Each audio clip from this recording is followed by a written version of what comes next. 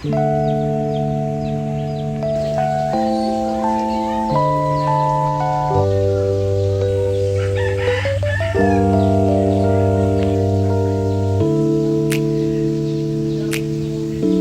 up guys? So another vlog na naman tayo guys. For today's video, ipapakita ko sa inyo yung binigay sa akin ng isang followers natin tsaka kaibigan natin, mga ating double sword tail na gabi. So ipapakita ko sa inyo yung medyo maingay lang. So bago yun guys, papakita ko sa inyo muna yung backyard namin. Yan. So hindi pa ako naglilipat. Medyo maglilipat pa rin ako ng mga bagong ref tab. So ito, butas. Tapalan ko pa. Hindi ko alam kung nasa ng butas nila, pero puro tapal na to eh. So baka ang gawin ko dito, magano na lang ako, lagyan ko na lang ng tarapal. Hindi ko alam. Tapos ito yung mga AFR ko. Yan o. Pero hindi sila dumadami. Nakikita ko wala silang mga fry dito, mga babies.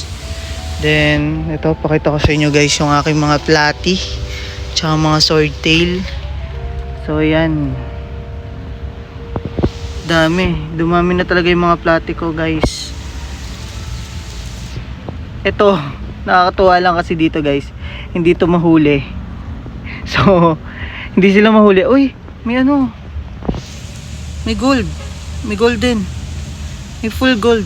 Paano nangyari yun? Galing siya doon. Layo naman ang tinalo nun. So yun, di ko alam kung paano sila minsan kasi sobrang bibilis talaga nila manghuli. So yun, nanay ko syempre pag nagbebenta, hindi na makapagbenta. Minsan pinapahuli nila yung mga bumibili. Kuha na lang kayo dyan, ganun. Yan yung mga platis and mga swordtail ko.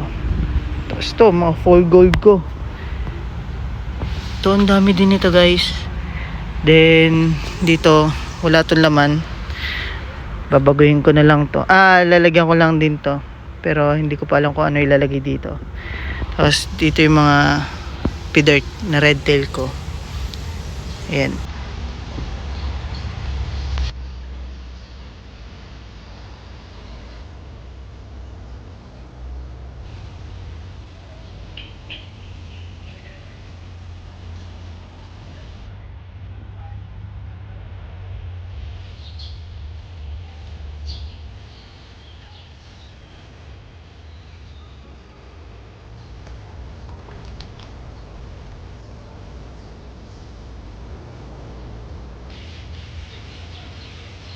Ito guys, sinanda ko tong lalagyan ko ng mga double sword tail ko.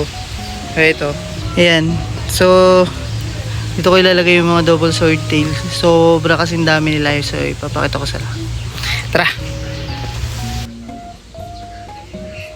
Dito ko pala nilagay yung yung trio na sword tail. Ayan, dito sila. Ayan,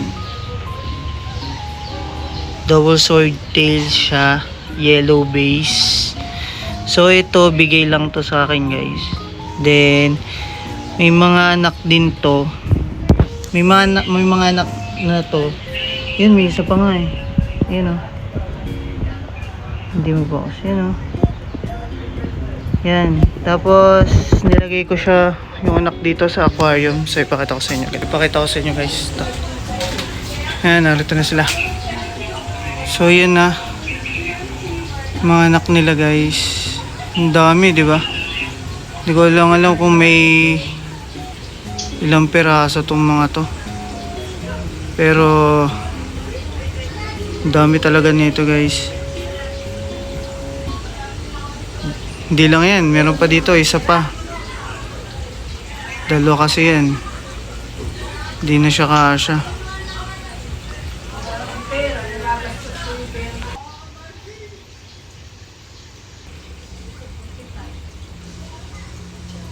So guys, comment nyo kung itong mga double sword tail na to ay rare or ano. Hindi ko alam kung rare to eh. Pero kakaiba siya kasi double nga siya. So di ko lang kung magkano ko siya i-out kapag may bumili.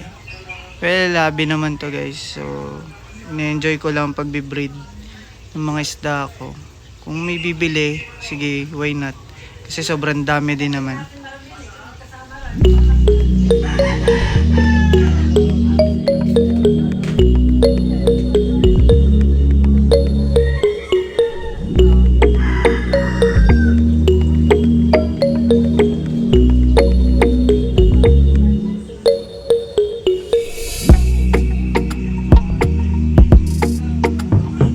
Guys, hindi ko muna siya nilahat.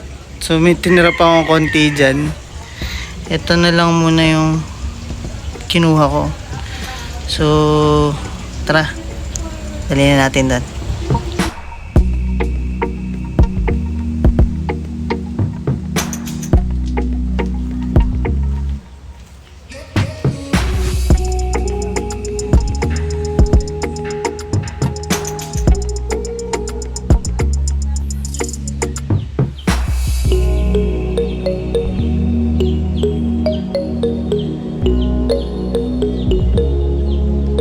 Guys, wait ko muna natin ng mga 30 minutes.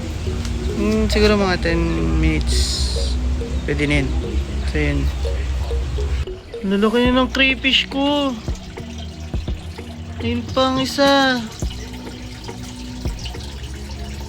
Pero may nag-molt doon. Kaka-molt lang nun. Ngayon ko lang nakita. Guys, yung crayfish ko konti na lang kasi ano to pinapasukan kami ng pusa. Ito, tinakloban ko na nito kasi napunta siya dito. Sa gabi umakit kasi dito yung mga crayfish papunta doon. 13 kasi tong crayfish na to. Then ahon ko yung tatlo sa kabobohan ko. Kala ko patay na, yung pala nagmo-molt lang. Ayun, si Bobo. So 10 na lang yung tira. Nangyayari, 3 na lang yung tira ngayon. Ito na ata yun. So siguro 7 ang nakain ng pusa. Ayan. So guys, ayan. Ito nang ihiwalay ito. Dami. Siguro, ewan ko lang kung may 50 to. Pero siguro may mga ganyan. Siguro lampas pa. Dami din eh. Ayun. Pa.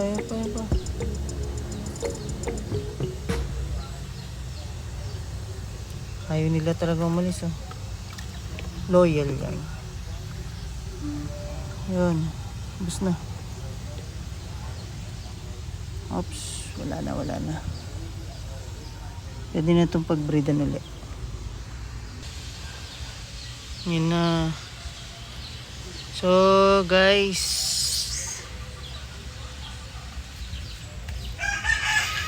mas maganda yung kanilang ano.